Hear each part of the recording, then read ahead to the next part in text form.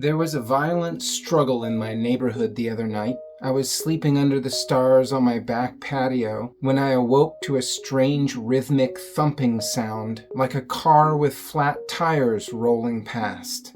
And just as I realized I was hearing the sound of two animals locked in battle while rolling down a neighbor's roof, there was a sudden silence, then a thud as they hit the ground.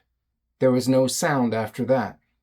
I've become used to the way the trees and underbrush come alive at night, reacting instantly when I make a sudden movement or noise from my air mattress under the stars.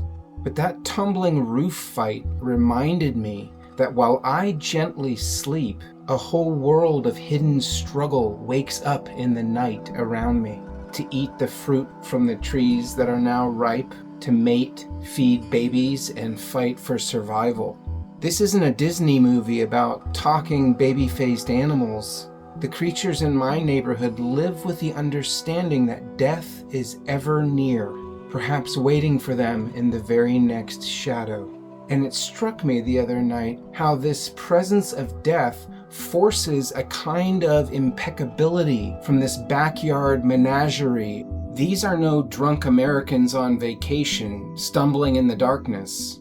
They have no 911 to call and no authority figures to complain about. There is only alertness, cunning, competing sets of survival skills, hunting for food and fighting almost imperceptibly to human ears and completely invisible to human eyes.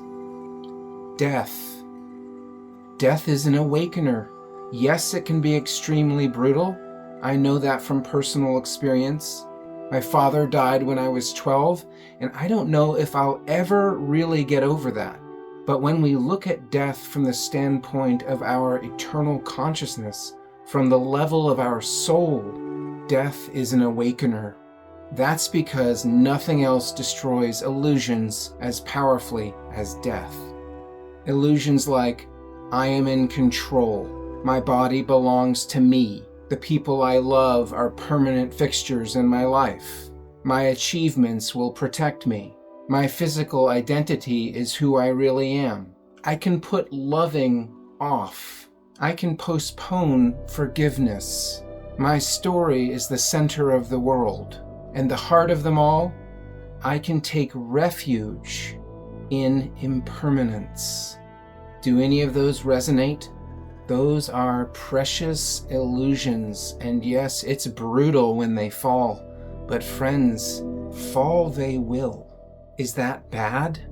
Can we live without them? Here's an interesting thought. There's a very large body of evidence that shows humans become more impeccable when death is near. They drop the bullshit. They become lean of mind. They become more humble, open, and true, if they have the inclination for it. Of course, some folks behave even worse, but for the majority, when faced with death, they become better people. You know, we often focus on the ways that the world has become more dangerous in the modern technological era. For example, we have nuclear weapons that can destroy most humans and half of all other life forms on the planet, starting any given 30 minutes from now. We recognize the dangers of technology, and many of us question whether we have evolved enough spiritually and emotionally to be able to handle that power. But we rarely consider the impact of the equally new era of safety that's all around us. Half of our children don't die before reaching adulthood anymore. Diseases and injuries that were once deadly are now healed as a matter of routine, barely an inconvenience. If we get hurt, we just punch 3 magic numbers into our phone and help is on the way. What is that doing to us psychologically? Are we evolved enough to handle that?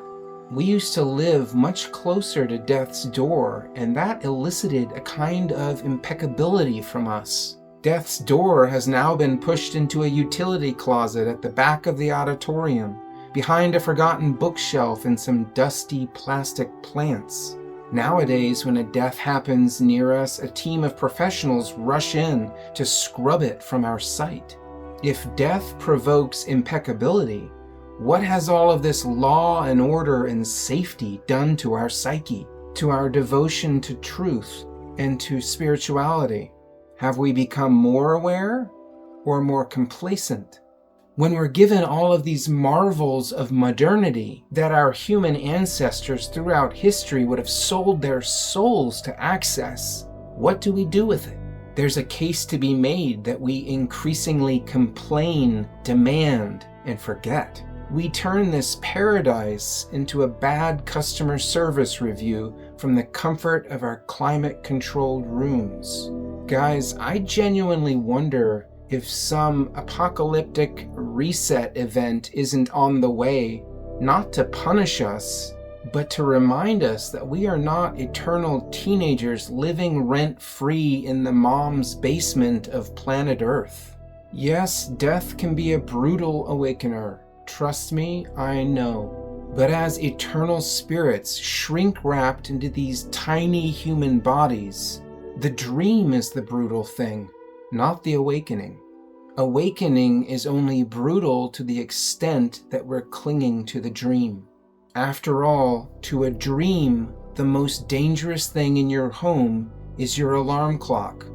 It destroys entire worlds every morning, but it has never once touched you.